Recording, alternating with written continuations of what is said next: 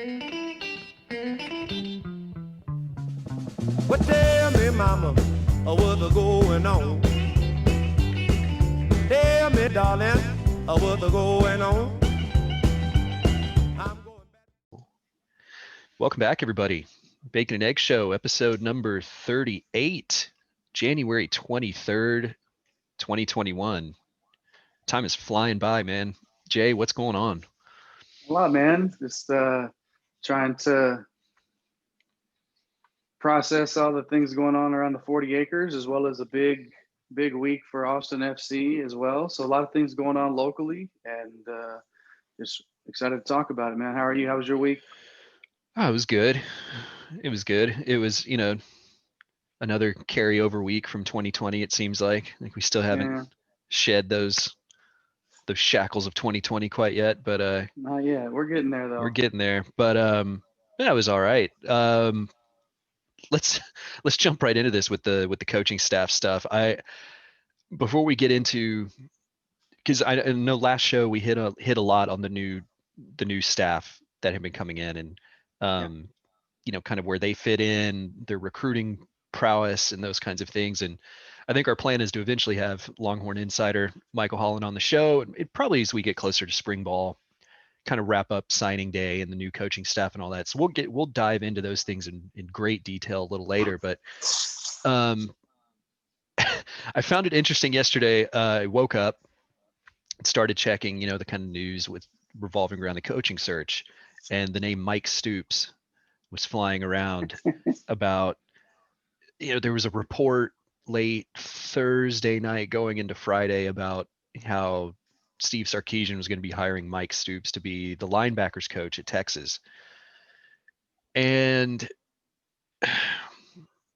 to say the backlash amongst the online fan base, to say that the backlash was swift and fierce would probably be a bit of an understatement. Um, Yeah. and then what, by 9 o'clock yesterday morning, Brian Davis had a report out that was like, or a tweet that just said, like, I talked to Steve Sarkisian, he's not hiring Mike Stoops. Like, Yeah. that's not happening. Yeah. Um, Real quick. like, what the hell happened with this?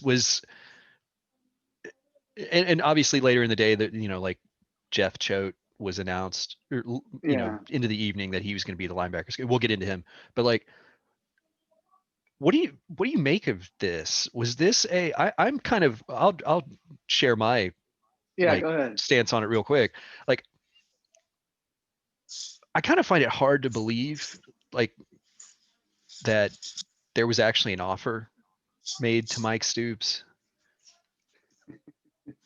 What do you think? Does this seem like was this like, I mean, because this was some Alabama, someone like one of, kind of one of the recruiting reporters, somebody that follows Alabama, was the only one that released this report late Thursday night.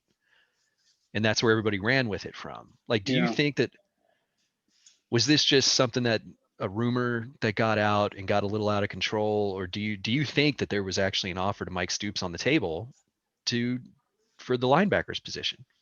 Yeah. I think there very well could have been. At this We'll point, never know.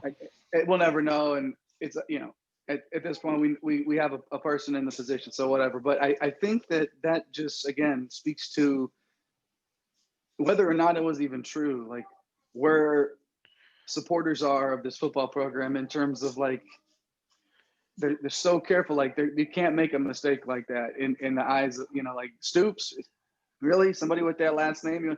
But here's the deal: like if that would have been true, you can make a case for why it would be a good hire. Like it's a linebackers coach, somebody with 8 years of head coaching experience at a Power Five school, somebody that's done it.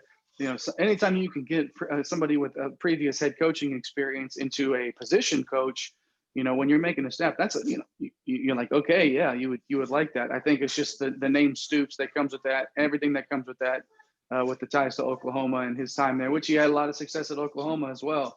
A lot of that against the University of Texas. So I could have seen you make a case for why that'd be a good hire in terms of fulfilling a staff, but if it would have happened. But I'm kind of glad that was they found.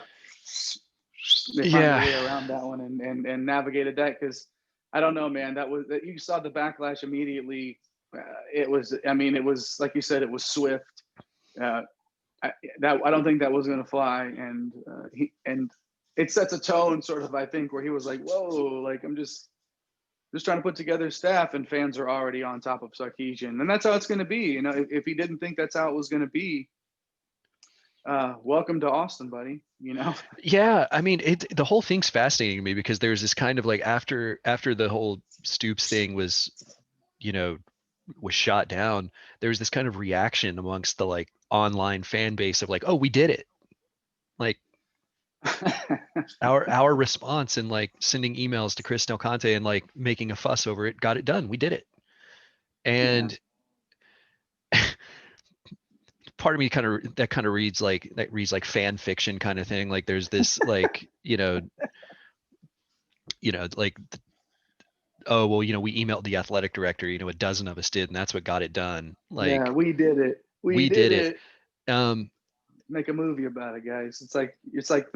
It's the modern day Rudy. I tell you what, the ultimate underdog story. You did it, guys. Yeah, you did it. You did it. Message board guys changed the course of a program's hiring trajectory. Yeah. And like there was this story. I saw something about like Mike Stoops showed up to the airport in Tuscaloosa. Like he had, or like I guess Stuart Mandel said something about how he had like told people at Bama at the offices like that he was leaving for Texas. Is that right? Yeah, apparently, like he was telling people like that he's saying his goodbyes and all those things. This part wasn't from Mandel. This is another kind of maybe message board fantasy writing about like he shows up to the airport in Tuscaloosa to check in for his flight, and they're like the ticket's been canceled, like, and that's how he found out he didn't get the job. No way! Come on, man. That's almost too good. Like, too good to be true, man. Yeah, that's pushing it for me. But people, you mentioned like the name Stoops. I think the thing particularly with Mike with this is that, if this was Bob, people of course would be like, oh no, like Bob Stoops, really? But his record, all those things, like they kind of speak for themselves, all that stuff. Even Mark Stoops and his success that he's had, with Kentucky and everything else. I think the thing is with Mike, I think why there was such this bad reaction was he has this kind of notorious reputation. Like his players have hated him. Like I don't think there's really many players that played under him at Oklahoma that have spoken well about him. He kind of comes off, he's like the kind of,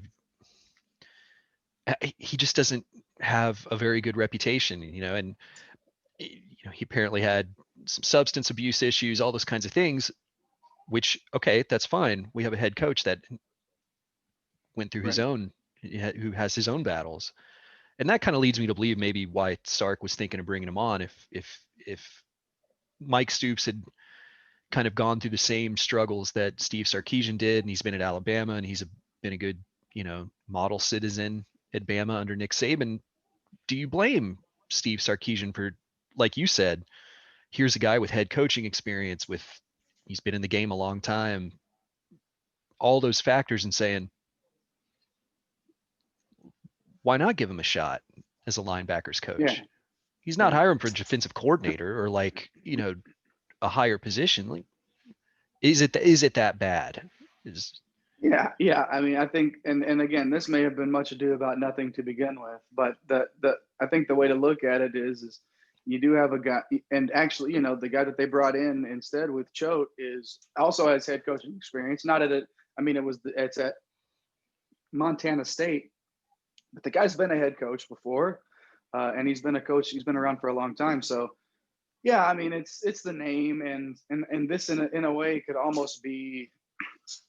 I mean, if it makes the message board guys and the fans and everything feel powerful because they feel like they stop this from happening, that can be good or bad.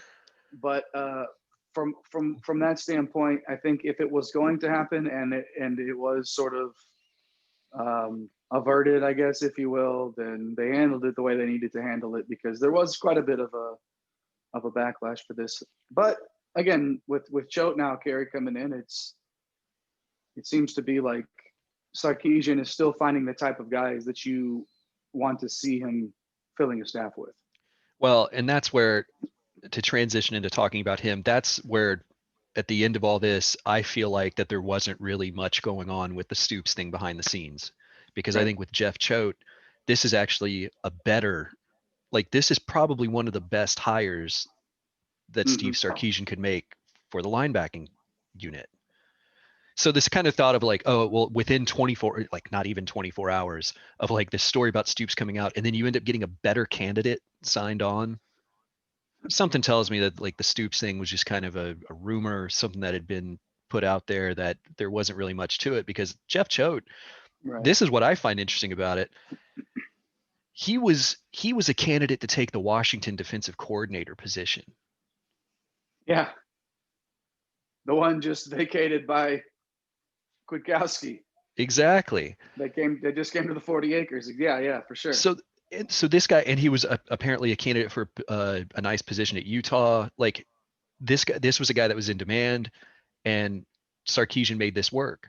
Kwiatkowski was brought in as defensive coordinator, and we'll get into him too. And these two have worked together. Like all those pieces kind of line up to suggest to me that this was already in the works. That this Right. Mike Stoops thing was really nothing. It was something that was put out there. There was a harsh reaction to it, and it had to be refuted. But I think what Sarkisian did, and let's get into these guys. Enough about the Stoops thing.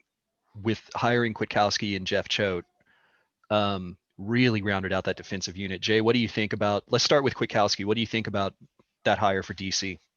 Yeah, I think with the reputation that he brings in the game among coaches, among just if you following football, he's somebody that's spoken very highly in many circles, and it's the type of hire that when you see again, it's one of those guys that isn't just on the rise, that has had a little bit of success. It's been sustained. He's turned down other jobs to stay places because of the fit that he knew that he wanted to have. He's helped coaches along the way that he's worked with. I heard a story that at Washington there was a coach that was they were needing to keep him on and retain him because he was gonna leave, and he said, no, that coach is way too important for us to leave him. Let's elevate him to a co-defensive coordinator and keep him here, and I can still work on this, but we'll work together on. So that type of selfless behavior and doing everything that you need to do to help the program be successful because it's going to make everybody better around you. That's the type of cat. We're not even talking about X's and O's yet. We're just talking about the type of cat that's going to be in the building, around these other coaches, around these players. Like that A1 for me, Kerry, was when I heard that story, I was like, man, that's the type of person that you want in your program.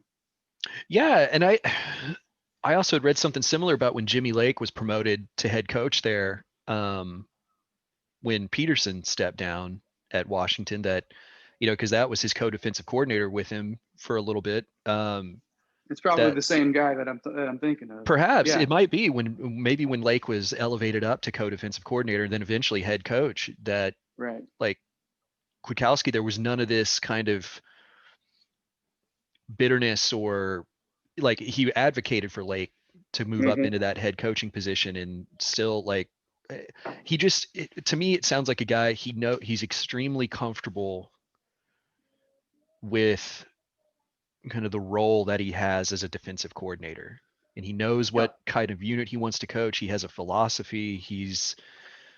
Um he's very comfortable in his own skin with being the coordinator of that unit and kind of leading those guys. And there's not this kind of, I don't know, without knowing him personally, obviously, but like this kind of sense of um,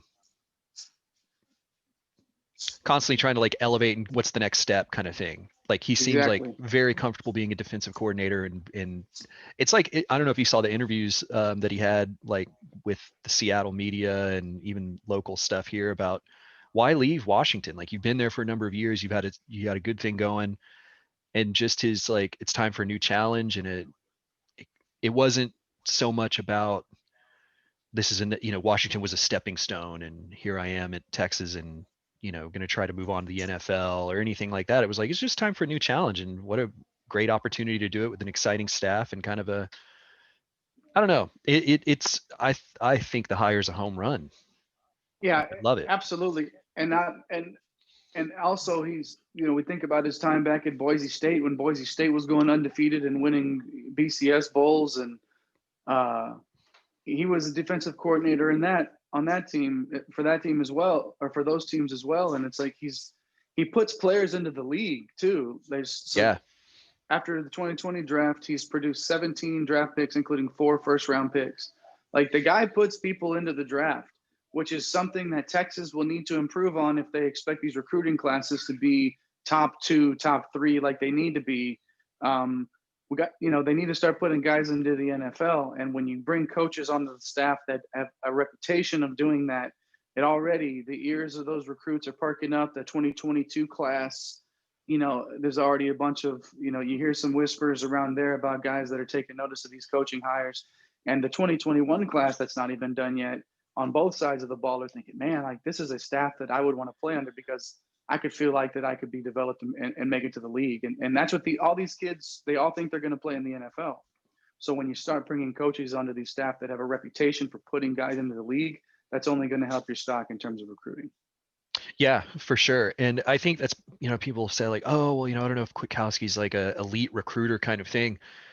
He doesn't need to be. Doesn't have to be. Exactly. There's enough elite recruiters on this staff now that you let those guys handle that part. But like you said, if he's putting guys into the league, the recruiting takes care of itself at a place like Texas. Like, there's no, like, what does he need to sell besides his record of like, hey, here you are. This is what I did at Washington. This is what I did at Boise State. And this is what we're doing at Texas now. If you want to go to the league, come play for us. What else does he need to say? So I think I love it. It's a great hire. I think it's interesting because so many of the names that we were hearing tossed around before, like Will Muschamp, we're all fans of Will Muschamp. Yeah. But he hasn't been a defensive coordinator since when? I think was when he was at Texas, a decade or so since being a defensive coordinator. Yeah. And, you kind of just look at like the schematic stuff. I think this is just a perfect fit coming from the Pac-12, facing the kind of offenses that they do and what he was able to do at Washington. I love it. It's a great hire, I think, and I'm excited about that one. I know we talked about Jeff Choate a little bit. Anything else you want to add on him? I know we kind of mentioned how he was a candidate to replace Kwiatkowski at Washington as defensive coordinator, and instead coming to Texas to be a linebackers coach. So yeah, inside linebackers, which was basically be filling the role that Coleman Hutzler had last year, which to me, like, that was a hire where I would have been fine keeping Hutzler in that role. But I get it, wanting to, a lot of these guys, I feel like Sarkisian has either wanted to work with before, or has had, or somebody that's been on their list of people like, okay, these are guys that I would want to talk to the next time I'm a head coach, sort of thing. So Choate may have been one of those names, and it's obvious to me to be able to bring, and I know I believe Choate has a friend on the staff, somebody that he's worked with before. I think Kwiatkowski. I think him and Kwiatkowski have crossed paths before. So okay. So yeah, so Choate was at Boise and Washington with Kwiatkowski. So yeah, you're right. So it's a good get. It really is. Sarkisian put together. When you talk about it, every time a new head coach comes in here, and there's always these talks about, well, the dream staff, well, how come Texas isn't building a dream staff? I think when you look at what Sarkisian has put together right now, I don't know if I would call it a dream staff yet, but they're the type of pieces that you hope. There's none of these hires that you're just like, man, really? Like, that's the best we could do. I don't think that there's a ton of these, especially in the higher positions, where you're like, really? It's like, these are all guys that you look at and you think, man, this is well thought out.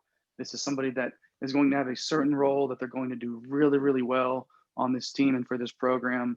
And I think at this point, you'd have to grade Sarkisian's staff as an A. And and we haven't even, Kerry, we didn't even talk about really get into Torrey Becton as the director of football performance. Yeah, we don't have strength and conditioning coaches around here anymore. And Kerry, we were talking before the show a little bit, and you knew a little bit more about, you were a little bit more into this than I was about what Becton's role was going to be, and sort of Yeah, how that was going to play out with his new yeah.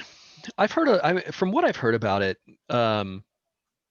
Becton, we're so used to kind of the idea of like a program having like a sole strength and conditioning, coordinator. Um, kind of the one guy that oversees weight training, nutrition, all those things, off-season training, all that stuff.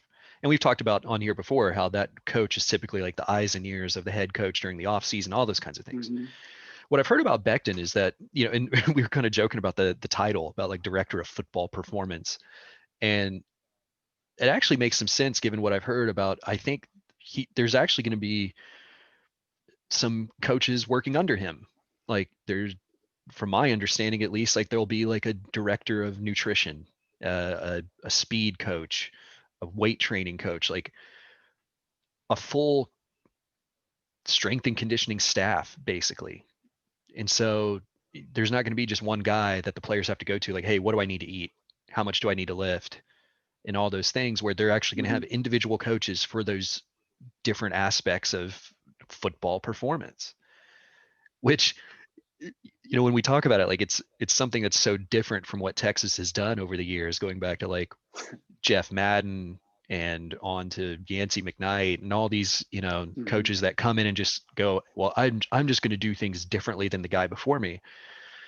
And then of course the results kind of end up the same. But like, I think this is an interesting philosophy, and it seems so obvious in today's like sports day and age, where fine tuning performance, you talk about like NFL teams having like a yoga teacher and these like these different aspects of trying to maximize performance. And you're like, Texas is finally getting into this game. Like this seems like something so obvious, but it's also kind of like jarring to the system, to anybody that's followed this program closely. So it's interesting. I don't know if you saw the Becton, he did some interview or quote, I think when he was at Cal, which another guy, you talk about someone that Sark has always tried to, someone he's either tried to hire before. Apparently Sark tried to hire Becton when he was at USC, and there's some connection there, but he said something about like, it's, about weight training and those things. And his philosophy is keeping players on the field. He's like, you can lift, you can do all these things, but like, if he's like, I want guys to be able to play like at least like 90% of the snaps in a season. If you're having like soft tissue injuries or anything like that, then what good is, the type of training that you typically do? Like you have to stay healthy, you have to stay on the field. And that's what his whole philosophy is based around. And so, things like just trying to pack 15 pounds of muscle on a receiver like Jake Smith, which was kind of the story from last year. Like, why do that?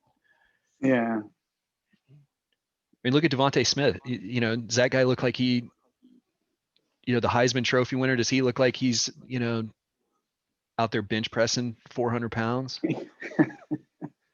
That's a good point. Like he stayed healthy and won a damn Heisman Trophy. Like, and that's what I think Becton's trying to go for. They say that the best ability is availability, and it doesn't matter how talented you are. If you're not on the field and helping your team, you're not helping. And I mean, I know that seems sort of redundant, but you get what I'm saying. Like if you're not out there doing it, you're not helping your team. So if you can't play because of whatever, and that really comes down to these 18 to 22-year-olds being guided to the best way to take care of their bodies. Because there's so many ways that for them right now, for them to just go off course with this. And it's so easy for anybody to start going down the wrong path with what you're putting into your body, especially when you're trying to train at such a high level. So, I mean, like, it's important, and it'll be very interesting to see how these results come through, and with this change in philosophy again, because again, this is somebody coming in and changing everything up, right? I'm doing something new, and we'll see if this more sort of holistic, it's going to be one of those things where, Kerry, like you were mentioning before, where it feels like man, this was happening. This could have been happening here for this whole time because it's happening in the NFL. It's happening in other places around the country. And it's like, why weren't we doing these things before in Austin? It's like, what was keeping this football program from taking the next step and really stepping into what is now the 21st century of football? Because it feels like that Texas was just behind on all those things, and Yeah. it was hindering Texas from taking that next step and becoming, and playing championship football again over the last decade plus, and it's because everybody else was taking these steps forward, and Texas was still sitting at the kiddie table. Yeah. Yeah. And that's where like the two names that pop into my mind immediately when thinking about this kind of philosophy is like Jordan Whittington and Jake Smith, Yes. and to have a philosophy of like, let's just keep you guys on the field versus like, how much can we bulk you up is like, imagine being able to have the availability for an entire season with those two guys because they're difference makers. And if you can keep those two guys healthy throughout the course of a season, it just makes your team that much better. Well, So and if you also don't rotate them off the field every other play as well, but that's another story. But it's a great point, Gary, about the most elite players. Not, yeah, when you get from high school to college, yeah, you want to put on a little weight. Like, I'm not saying that you don't, because the college game, you need to be able to take that beating. It's a step up, obviously. Like, so you need to be able to put on a little bit of weight and really fill out. But how do you put it on? Like, do I need to see that in your? Do you have to have the biggest biceps in the world to be? But if your pants look like they're painted onto your leg because your legs are so strong, and you're going to be able to fight through tackles and help yourself absorb hits that way, as opposed to thinking, well, I got to bench 400 pounds, like you were saying. Like, it all makes a difference, and keeping those guys on the field however you can is important. So, I mean, and I think that especially a Jordan Whittington with the skill set that he brings, will be highly featured in a Steve Sarkisian offense in the fall immediately. So what are they going to do to keep these guys healthy and on the field? It's going to be one of the biggest storylines for me of the fall is how are they keeping their best players healthy and on the feet? And on the field, because the way that they've been doing it with just bringing in all of these, I don't need 12 guys to have a catch. Like, I don't need that to happen. Like, is that well and good every once in a while to show that you have the depth and to be able, yeah, that's great. But in big games, I don't need 12 guys to be making catches. So, like, let's keep these guys on the field, and it'll be interesting to see if they can do it. But it's that to me is going to be one of the biggest stories of the fall, man. well, I think the spring too. Well, yeah. Yeah. I mean, as we get closer to games, but seeing how this. But again, we'll see some spring stuff. We'll get some spring practice reports. But and I guess this is like the T-shirt Olympics, because they'll be out there and they'll just. So it'll be interesting to see how they look and if the players are directly talking about changes that are being made. Because they'll talk about it, that sort of thing will get out. These players talk. These players have their social medias, but they also talk to some of these reporters.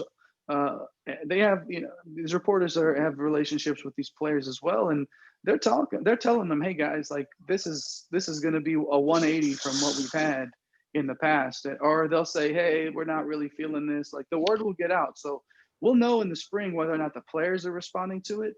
But by all accounts, it's going to be something that will be beneficial for all parties involved. So it's just, Sarkisian has done a nice job putting this staff together. It's not just because he had to. Right. He could not afford to miss.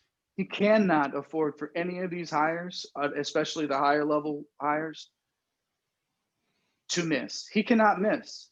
Period. Like, you just can't miss. These guys have to be successful here, and we'll see how it goes into the spring and then into the fall. Yeah, for sure. And yeah, like we mentioned, we'll get Mike back on here soon to be able to kind of, we got the second national signing day coming up here soon, and we can kind of wrap up this recruiting class and coaching staff and start getting ready for spring ball. So, Which there's some big names, Kerry, still in this 2021 class that are considering. There's some visits that have been taken. LJ Johnson is rumored to still be heavily interested in UT, even though it seems like he's put off his unofficial visit again. it,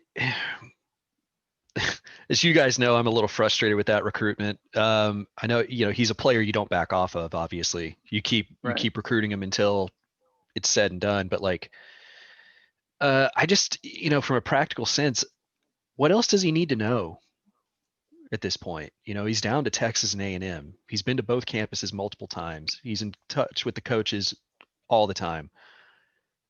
Like, what else is there? What other information does he need to help inform his decision?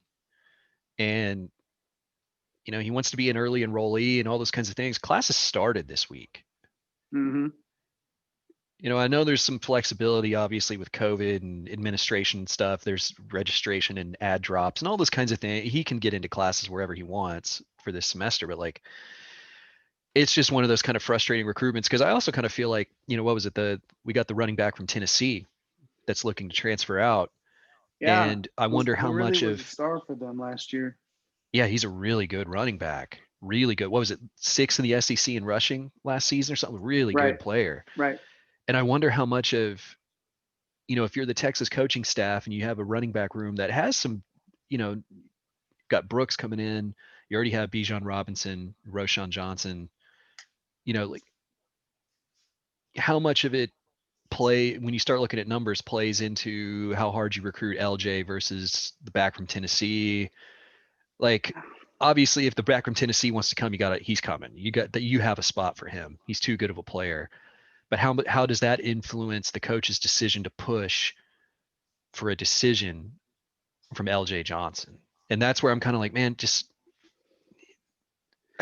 make a decision. Let's go. Yeah, he's chosen to do this. With this second signing, use his second signing day, and he's milking it for basically everything that he can. Which I get that you're only recruited once. I mean, theoretically. But it's one of those things where I get it. He's weighing out his options, and he probably likes the attention because he's a 17, 18-year-old kid, and it's a part of the process. Would I like for this to be something that the Longhorns can either shit or get off the pot sort of a deal? Like, is the guy coming or not? But what is interesting is that the possible Tennessee transfer. I wonder what he sees that makes, with Bijan Robinson and Roshan Johnson already in the fold. And like you said, there's other running backs on campus with Jonathan Brooks coming in as well. And then you're seeing these guys. What's attractive to him?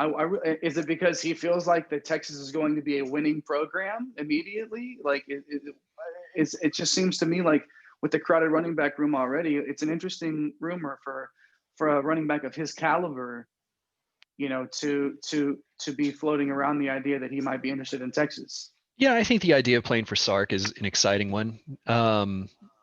And I also think that if he does come to Texas, he's immediately in the 2-back rotation with Bijan. I think Roshan Johnson's the one that loses there.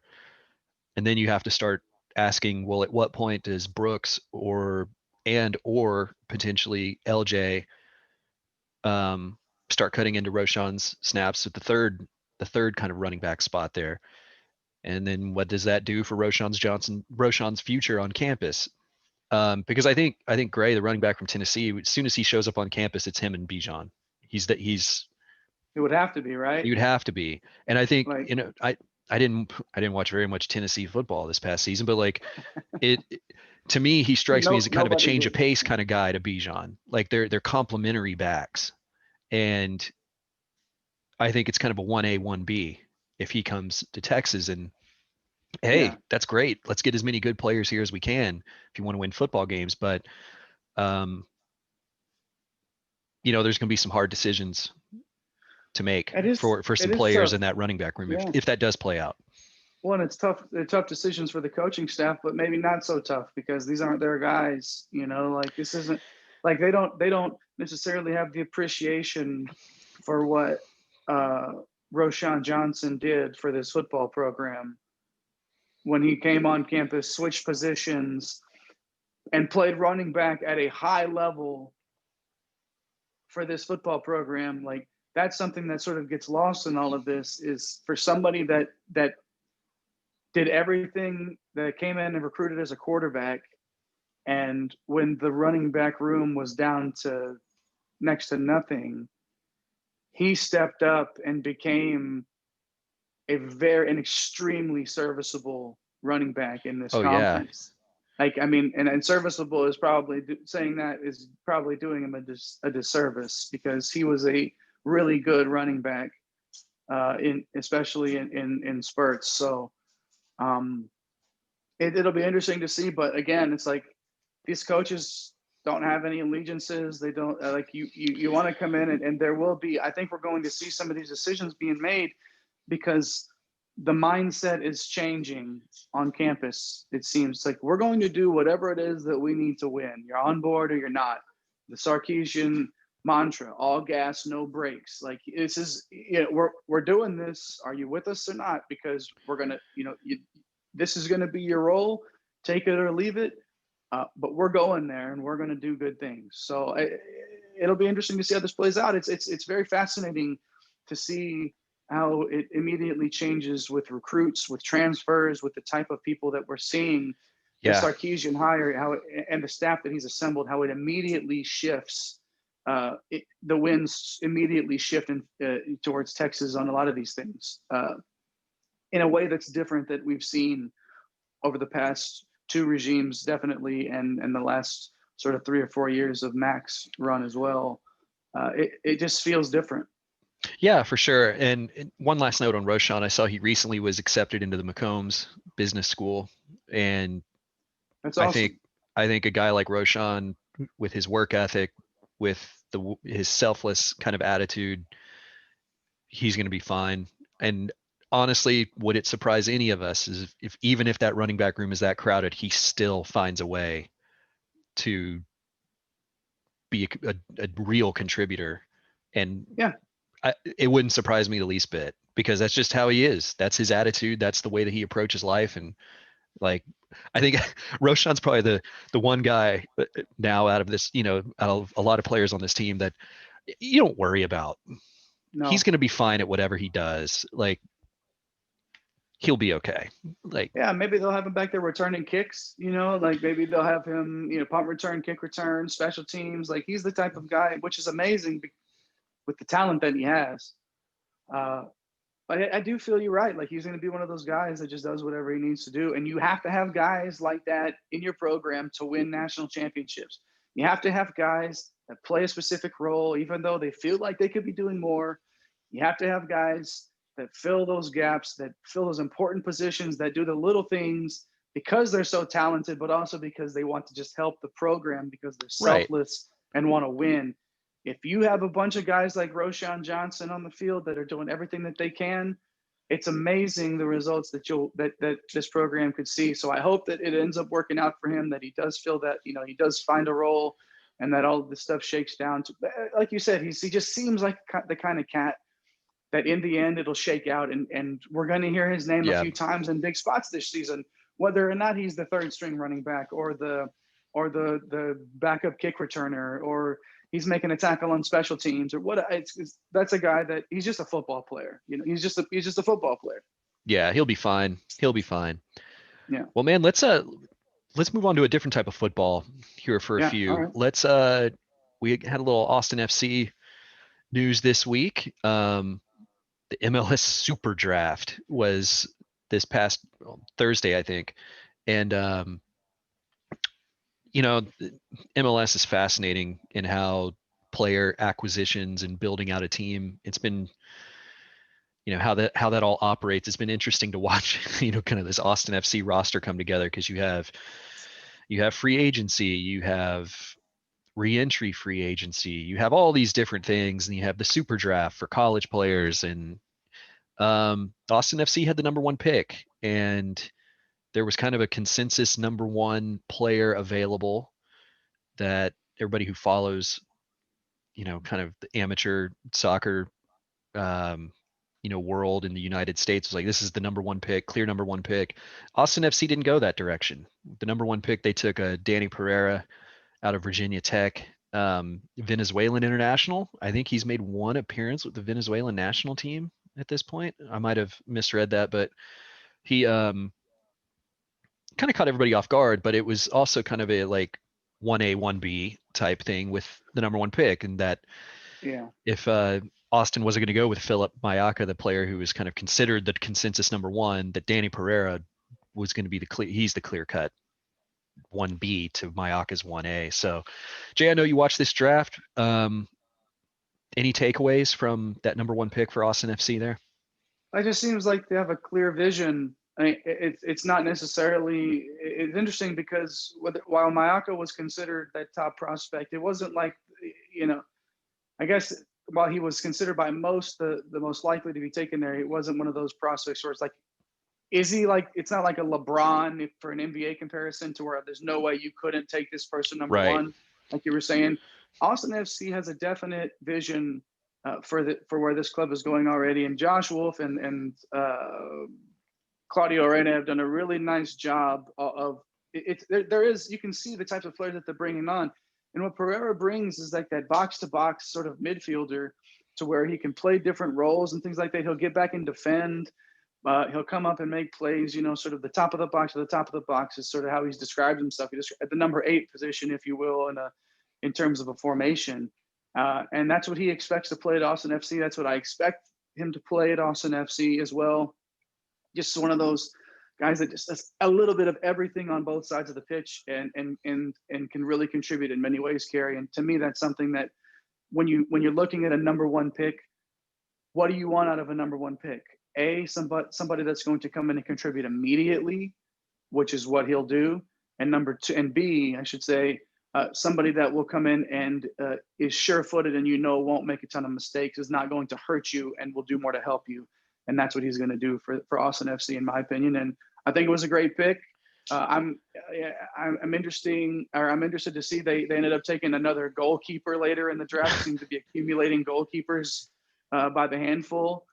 So I'm sure that they have some more moves to make before they get down to opening match day. But I like the first pick, Kerry.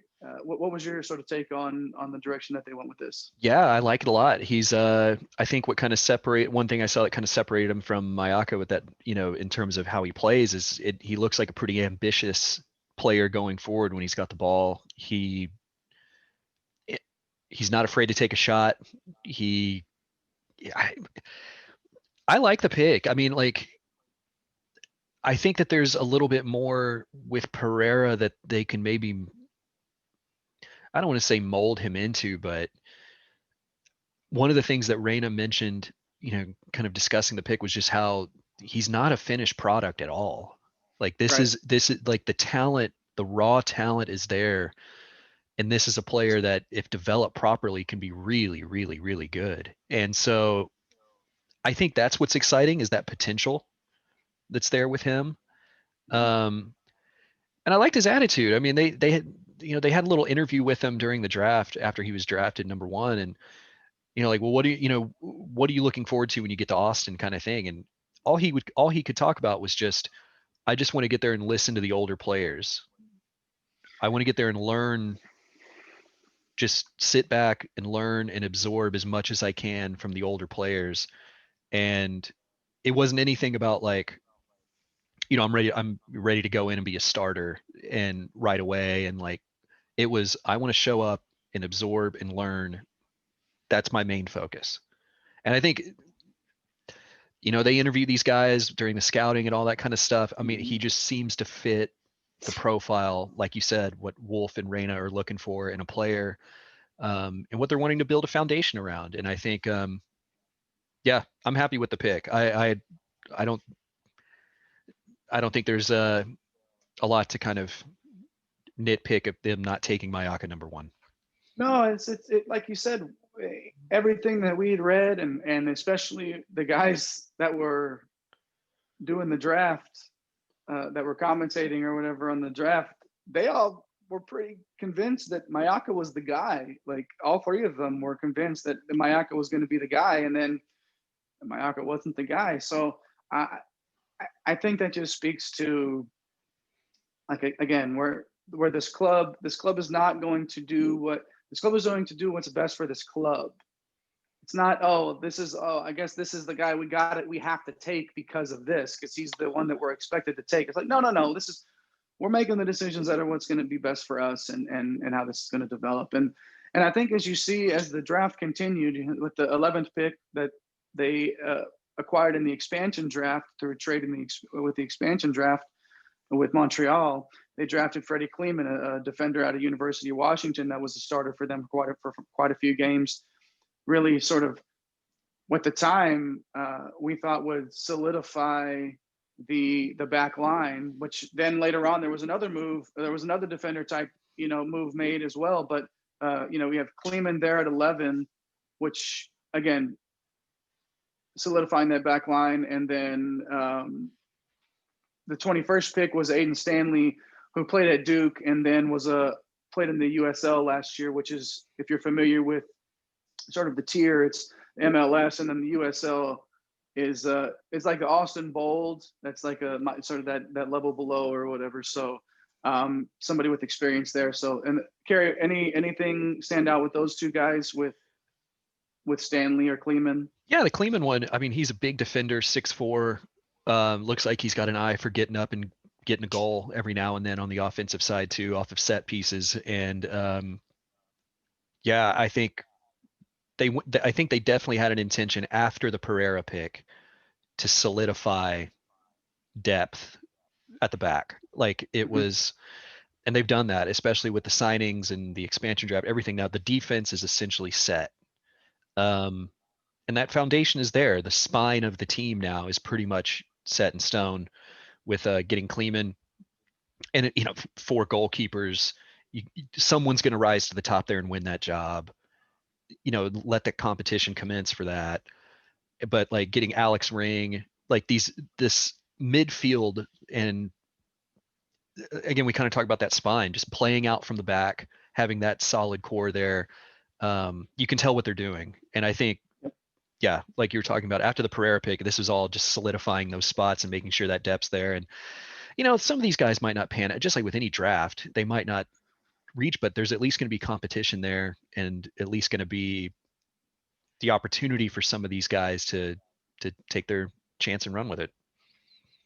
Yeah. And it's really, when you can sort of see the direction of a team, it's very obvious what will be important for this club. And I think you make a great point about, this is going to be a club that will play from the back, will connect passes, will move well.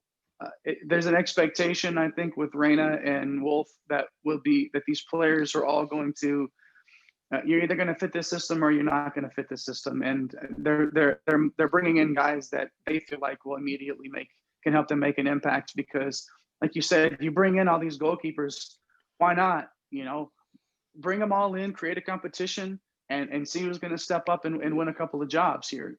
Bring in a bunch of guys in the midfield and push each other and make these guys work. And then this is all going to sort of, how many, we're not even talking about the Besler signing, right? As well.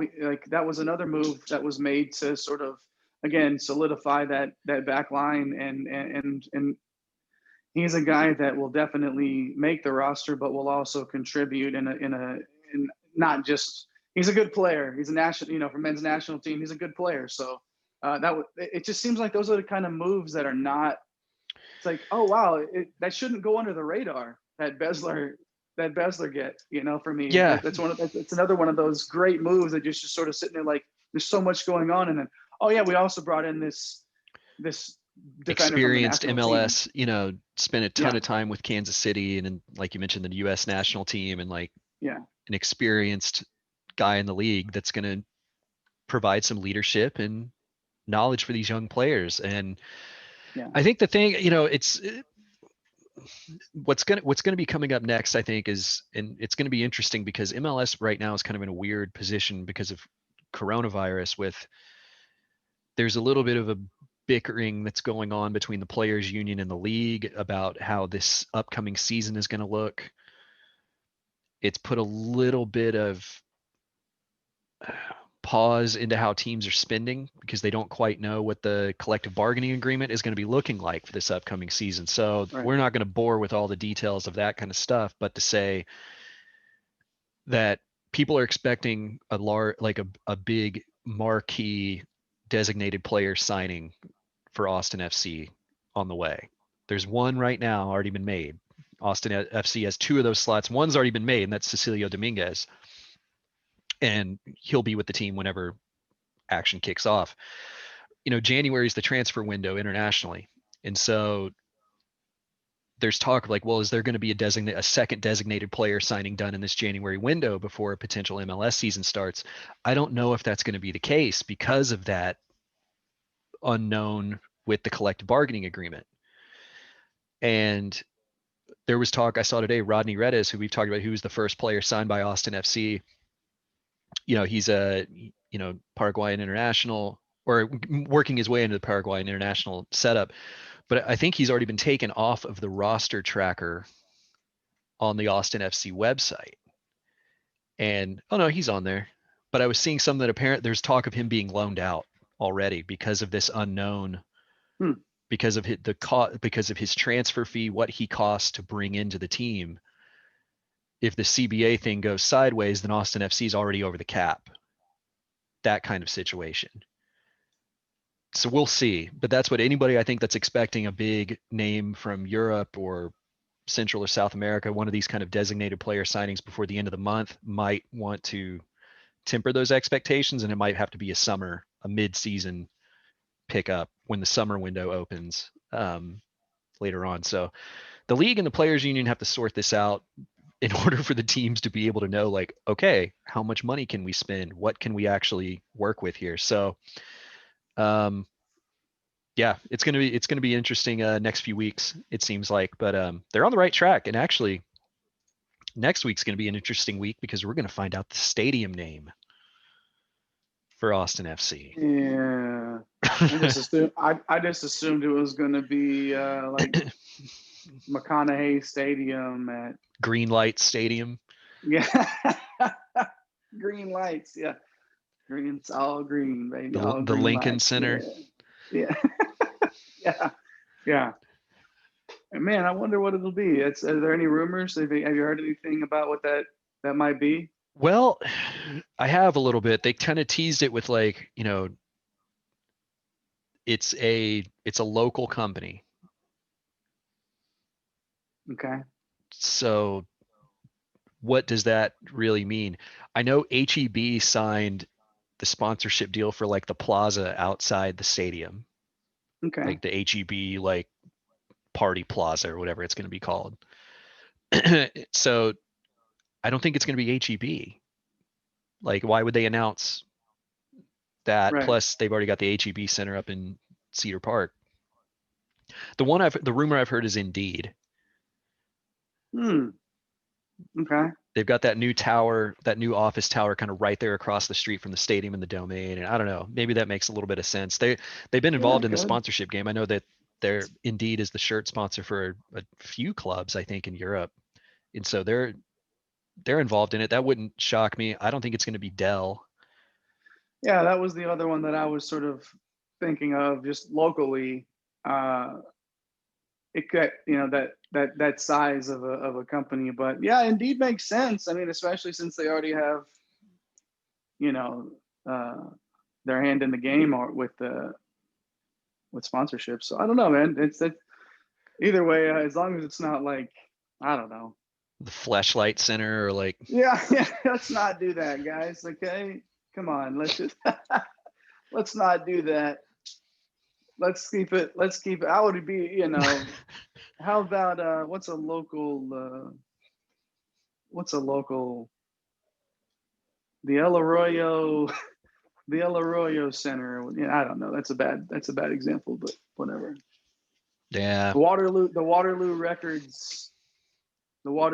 Records Stadium or something. See, that wouldn't be bad. Waterloo. I wouldn't mind that. Yeah, Waterloo Stadium. Yeah, I mean, I don't know. We'll see what it is. I can't wait for the corporate naming of the stadium. I think a lot of people, I mean, it's been called like what McCalla Place for so long now. It's like, Yeah, just sort of used to that. yeah. And then in addition to that, the away jersey comes this week. Um, we haven't seen that revealed yet, but that's going to be unveiled and for sale next week. So who knows? Yeah, and that one will also probably sell out immediately. So if you're looking to get the away kit, I would go the first day because the other ones, I mean, they're back in stock now by all accounts. But yeah, this is a hot commodity. I feel like they're seeing the type of market that Austin could have been for them for a while now.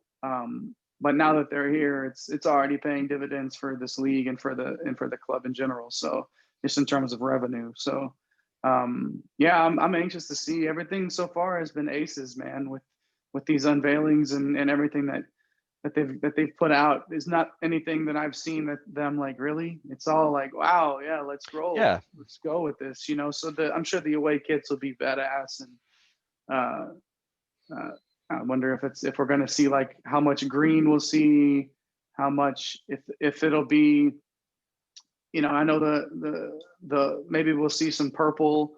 If there's some third kit stuff in there, who knows? I don't know. It's the jersey unveilings though are always fun, especially for expansion teams like this. Oh So yeah, for sure. For sure. Yeah, it'll be a fun yeah, week with the stadium stuff and jerseys and all those things. But well, let's see. We got a couple things to hit on here. We're kind of getting up against it on time a little bit. We'll kind of move through. Arsenal crashed out of the FA Cup today. Not, yeah, I guess after seeing the lineup, it's not entirely surprising, but that's two steps forward, one step back kind of thing. It seems with Arsenal week to week. So they lost to Southampton this morning, who they actually play in a few days in the league. So nice little, hopefully a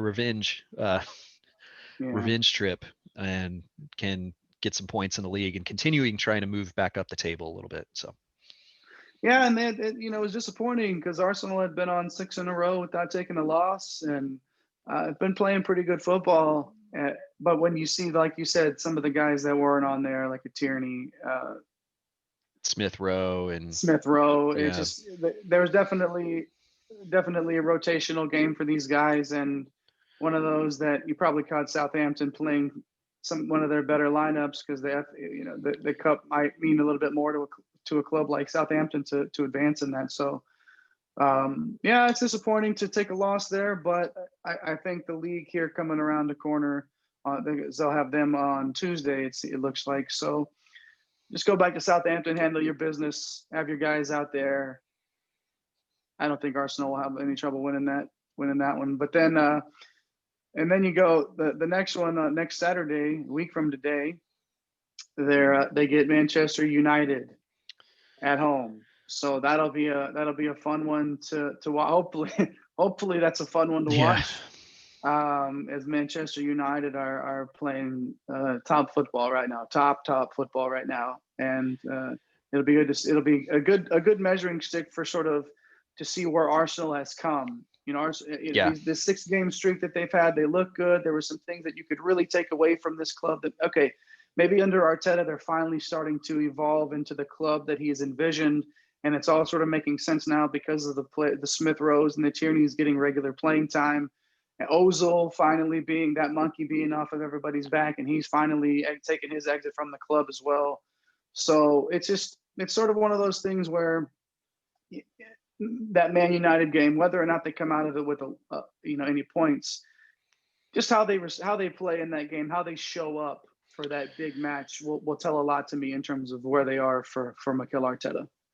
yeah, for sure. It's you kind of look at these matches in chunks and kind of go, okay, well, if you can get, how does the next three or four kind of look, and if you can Mm-hmm. get through these three or four in this kind of shape, well, then you're setting yourself up for, you know, kind of next chunk, that next run there. So Mm-hmm. yeah, missing out on the cup is a bummer. But yeah, a chance to kind of jump Southampton in the standings with a win on Tuesday and start really looking at making a run at the top six from there. Yeah. Um, and what a better way to continue that than hosting Manchester United. So Yeah. they've seemed to, they beat United away already this season, and they had the big win against Chelsea around Christmas, and like this team has been able to show that they can show up against the top competition for the most part. Mhm. And yeah, it's going to be an interesting run. This is, we're past the halfway point of the season now, and this is where it starts to, Arsenal aren't far off of that top 5, and if get a bit of a run going here and some teams start knocking each other off, this could be an interesting conclusion to the season, and can get back to talking about maybe qualifying for some European play, and maybe the momentum continues to build a little bit with some good signings and clearing out some dead weight. So And that was sort of the expectation I think we had this season. Did I think that it could have been a Champions League type of a club? When we look back at it now, we thought it was a possibility, but like looking, if you can get into that top 6 at this point, especially with how the season has started, yeah, if you can find a way to just be in that top 6 and take some positive momentum out of this season, and then really build on it with some of these young players that are starting to get a lot more time for Arsenal, and deservedly so, because they're the better players of the club. yep, And they're the best creators. They have the most energy. It's awesome that these young players are starting to get more run. They're starting to get more contracts. They're locking these guys down and extending them for a few years, because they can see that these are going to be the type of players that they want, that they're going to need to be successful in the Premier League. And it's a nice shift to see Arsenal take with these younger yep, players. It was sort of like when you think back on Arsene Wenger, and when you think back on Sir Alex Ferguson with the youth movement, sort of at Manchester United, and how he took those youth players, or those younger players, I should say, and really turned Manchester United into this dynastic team for a stretch of yeah, time. I'm not saying that Arsenal are on that level, but you have to start. If you're rebuilding a program, if you're rebuilding a club in the way that you want to, you got to find those young players and Arsenal have the young, talented players to do it. Get them on the field, let them start to learn and develop into even greater players. And it looks like they're starting to figure that out. yeah, for sure. And in that context, it just makes the whole Willian signing this past offseason just look that much more absurd, with giving that guy a 3-year contract with, I mean, he's totally shot. There's nothing left in the tank for him, and he doesn't care Mm-mm. to try to find anything left in the tank. And um, hopefully those kinds of signings come to an end, and more investment in the youth, and shrewd kind of loan signings here and there, and finding some undiscovered talents start to pay off. But sometimes you strike out on them. It's Yeah. that's the thing. So it's the risk. But well, man, let's I was gonna mention kind of what was going on with the Houston Jack Easter boys over there, and the train wreck that is that franchise, but I don't even think we should get into that today. No, I'd rather not. Yeah, Let's just skip that, man. we'll skip that. Let's have a word here for the Astros, though, specifically George Springer. George Springer moving on, uh, signing with the Toronto Blue Jays. We've talked about it. It was gonna. I think we both kind of knew that Springer's time was going to be coming to an end with the Yeah. Astros, and good for him to get his contract, which was actually a little less than I was thinking he was going to get on the market. But that's Yeah. neither here nor there. But either way, his time as a Houston Astro is done, and um, some good memories with old Yeah, George. man. Yeah. DJ Furious George, playing DJ for Club Astros. One of the more I thought it was interesting on Reddit, I saw the other day, it was George Springer appreciation post, I think, in the Astros subreddit, and it was he took a walk Yeah. off of Aroldis Chapman before the Jose Altuve walk off to go to the World Series. Like that's something that is such an underrated and not an under discussed, I should say, point about that is that he took this walk in the biggest spot of the season, in the biggest game up to that point, in the biggest moment, and he went up there and he stone cold took a walk from Aroldis Chapman, which got Jose Altuve up to the plate. And we all know how that ended with one of the greatest moments in Astros history, with him hitting the walk-off home run to send Houston to the World Series. So, among other things, George Springer will always have a special place for me in Astros lore and in baseball lore in general. And I root for the guy, even though he signed with Toronto stayed in the American League. Still want the guy to be successful, and I'm sure he will. They got a good one, man, in that Toronto lineup. They're building a good team there. Yeah, and even though we thought we thought Uncle Mike was going to get away and go to Toronto too there for a little bit, Brantley, but he ended up sticking around and re-signing with Houston. But either way, man, yeah. What's something for Springer that stands out for you? Type of ball player that he was. I mean, the obvious one is that Game 7 performance against the Dodgers. You know, just igniting, like he was just the spark. Get those runs on the board early, like to set it up. You know, we all remember Charlie Morton in that Game 7 against the Dodgers, but like Charlie Morton wouldn't have had that cushion and that like being able to play with a lead, pitch with a lead. He wouldn't have had that if it wasn't for George Springer just going nuts in that Game 7 and really, I mean, and being World Series MVP. I mean, he was. But I think with the thing that sticks with me about George Springer is like he was with the Astros during a time he was on one of those 100-loss teams, and I believe he was there in 2014. But it was Altuve always got a lot of attention, rightfully so. Correa, was drafted, became a superstar.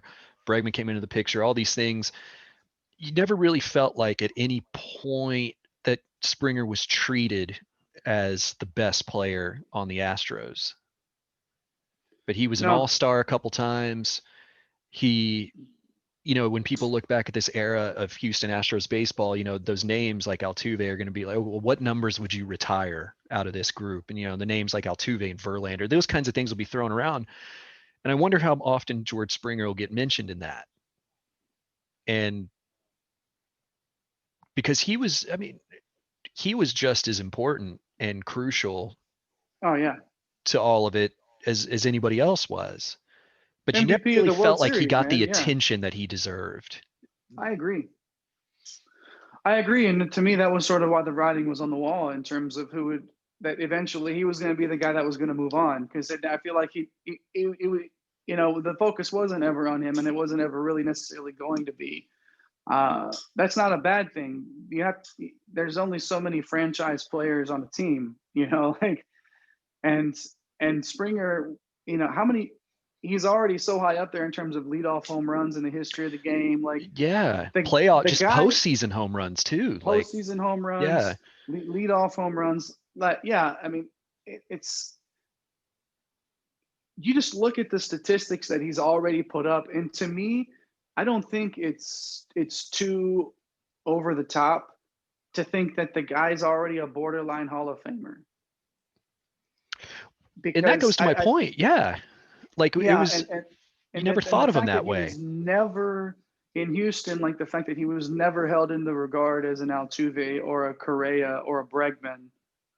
And he was always sort of that second fiddle anytime, even though he had so many big moments and played such a big role. And I mean, I don't know how many times we've texted Springer Dinger to each other in all caps. Like, that's the thing. It's like he played such a big role, but I agree with your assessment there. Is like he was never really, but that just speaks to the other talent that this roster has. It just speaks to the rest of this clubs, and why they've been so successful for as long as they have been, is because in a lot of clubs, George Springer is, if he's not the best player, he's the second best player.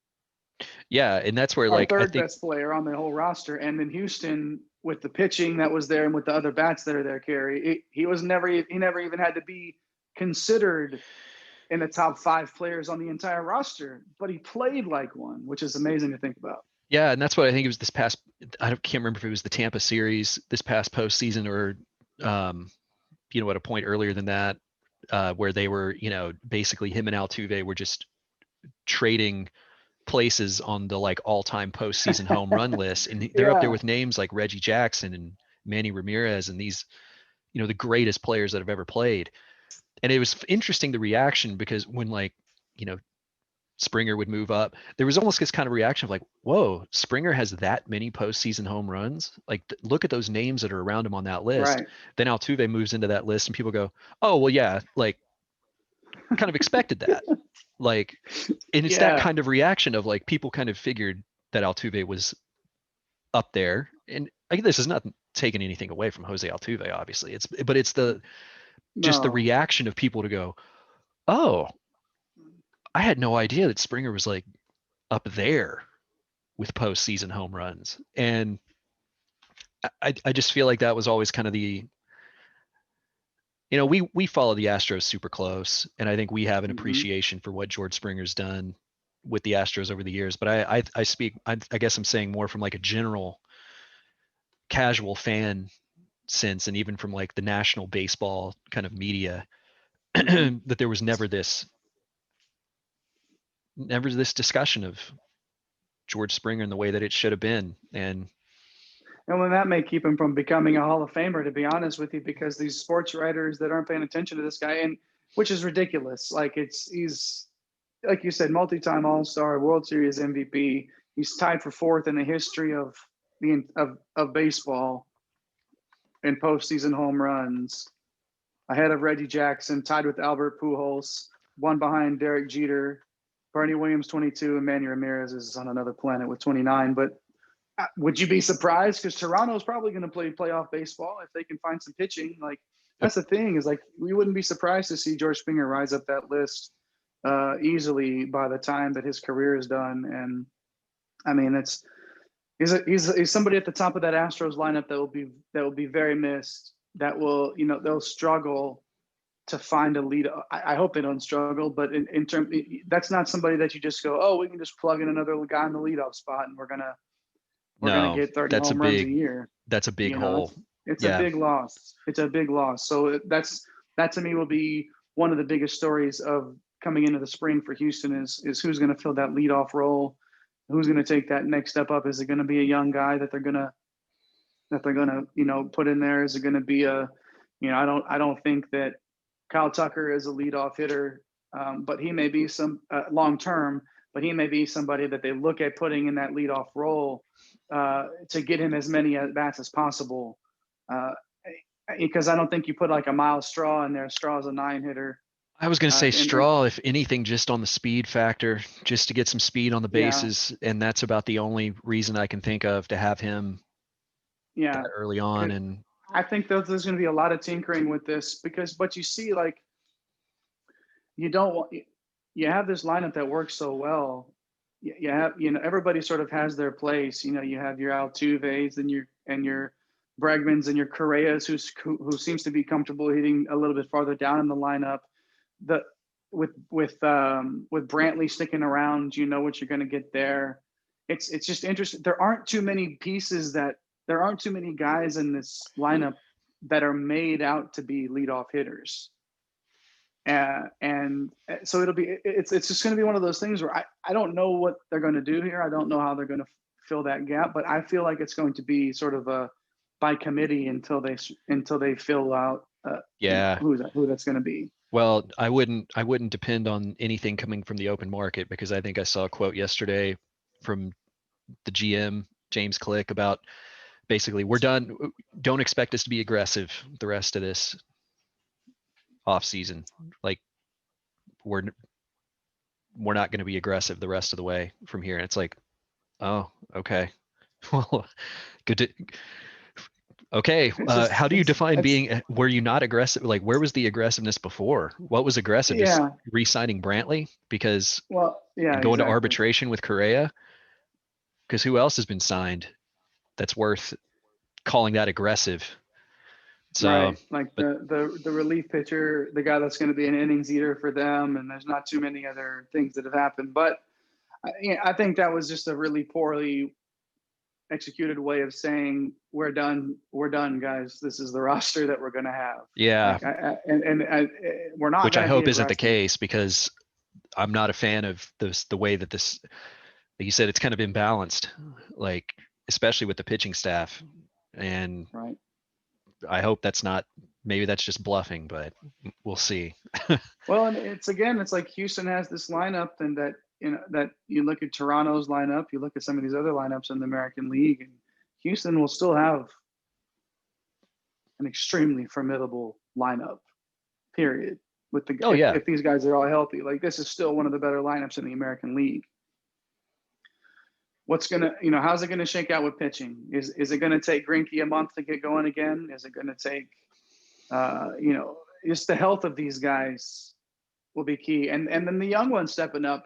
Will we get the consistency from Urquidy? Will we get are there going to be these young arms is Framber that, gonna, is there gonna be a sophomore slump right, for Framber from Valdez? I Framber? mean, Yeah, that's somebody that came in with his hair on fire and pitched so well. And our team's gonna, with a little bit more game tape, I guess, if you will, on him, and being able to pick up his tendencies and things like that, what he likes to do in certain situations, how will he respond to that? And we love baseball on this show. We love the Astros. We love following them as closely as we can, where this is going to be one of those things that will shift back again to being a lot of Astros talk in the spring. But I can't wait to see how this spring starts for them, which is not too far away. I mean, we're less than a month out, I believe, from pitchers and catchers reporting. So it's coming soon, and it's just like when we're going to wait and see how this Texas coaching staff sort of shakes out and develops. We're waiting on the Astros to sort of see how, as it's different, when you lose a guy like Springer, that shakes the foundation of your club. I don't care who is left in this lineup. When you lose a top of the lineup guy like that, that shakes you, and you got to find somebody. You got to figure out who's going to fill that role. So we'll wait and see what the Astros do. But it's always fun when spring training rolls around. oh for sure, for sure. Yeah, and Dusty Baker's got his job cut out for him with the lineup option stuff. So, but yeah, like you said, once we get into spring, we'll start seeing more of that. But and hearing more about what's coming out of camp. But Jay, we're running out of time here. Let's real quick. You want to get some picks in for conference title games this Let's Sunday? do it. Let's do it. I think all of our picks are pretty much holding firm so far in terms of who we have in the Super Bowl eventually. But what you got? Tampa Bay versus Green Bay. Yeah, I'm going to stick with Green Bay here. This is the matchup that you want to see, right? Like, this is the matchup if you're not a supporter of any of these teams, it's like this is the Aaron Rodgers playing some of the best football of his career, and Tom Brady having the Tampa Bay Buccaneers peaking at the right time. I mean, it's not just him, but you get what I'm saying. Like, but that Tom Brady-led team peaking at the right time against, like I said, Aaron Rodgers playing some out of nowhere. I mean, it's one of those things where you light a fire under a quarterback. They drafted a quarterback, and it's all, oh, okay, maybe I'll play the best football of my career, So, but I'm sticking with Green Bay, and I think that they cover the 3.5. I don't like that hook, but I think Green Bay handles their business at home. Yeah, I agree. I think, I'm going Green Bay. Sticking with Green Bay. They were my NFC pick for the Super Bowl, and I'm sticking with them. But it does feel a little bit closer, that pick for me, than it was going into the postseason. So I think the Packers do it, but I think it's going to be a good game. Let's look at the AFC. This is going to be a fun one. I think, if Mahomes plays, all that stuff, Buffalo at Kansas City, this is your top two seeds in the AFC going at it. Bills couldn't be playing any better. The Chiefs survived after Mahomes went down and they advanced. What do you got here? You sticking with Buffalo? I am going to stick with my pick of Buffalo here. Kansas City's favored by 2.5, which I get, or 2.5 or 3.5 some places, depending on where you look. 3 seems to be the consensus, which again, 3 points at home in the playoffs, that's a given. Yeah. That's a pick 'em. And I'm going to stick with Buffalo here. I just think, like you said, it's these teams that are just playing so well right now. And I think Tampa Bay is just going to run into a Green Bay team that's not going to lose, even though they're playing well. I do feel like Buffalo is going to keep that momentum and beat Kansas City at Arrowhead this Sunday.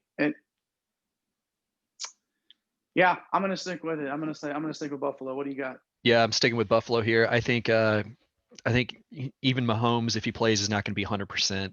And he's playing, like, I think he's cleared. Yeah, and because he was talking to the media, like they were saying, like you can't even address the media if you're not out of the concussion protocol, right? So they're saying he's going to play, man. And to your point, though, it's just he's still not going to be 100%.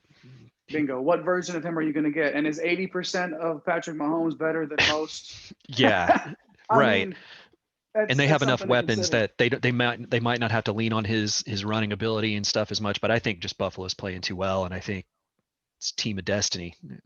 I think the Bills returned to the Super Bowl for the first time since the early 90s. So it's which will be a fun one. I mean, well, we'll get there. We'll get our Super Bowl picks eventually, but it's gonna be a fun day of football tomorrow. We both picked Green Bay and Buffalo to make it to the Super Bowl, right? When we did our playoff, and you took Buffalo. I've got Buffalo winning it.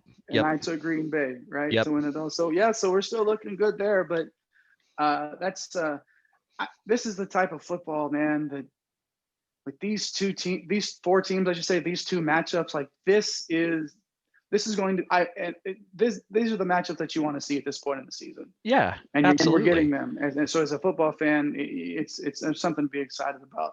You got 2 of the best young quarterbacks going at it in the AFC, and 2 of the best over however many years they've been doing it over in the NFC with Rodgers versus Brady. So it's both sides of the coin, and it's going to be a fun one.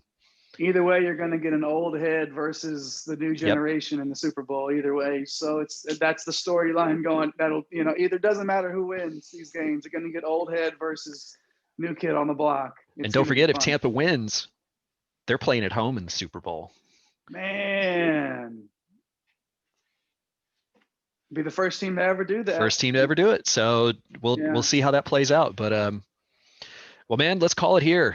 Good show today, and we'll see what plays out over the next week. We'll have some Super Bowl preview and any other news that drops. I know we'll finally maybe get back to having some Texas basketball talk once the schedule, once COVID. We are still in the middle of a pandemic, but once they're able to get those games going again. So despite the fact that we no longer have our pandemic weekly segment, guys, we are still in the middle of a pandemic. It might be getting revived for next week's show. We'll see. We might have pandemic weekly back.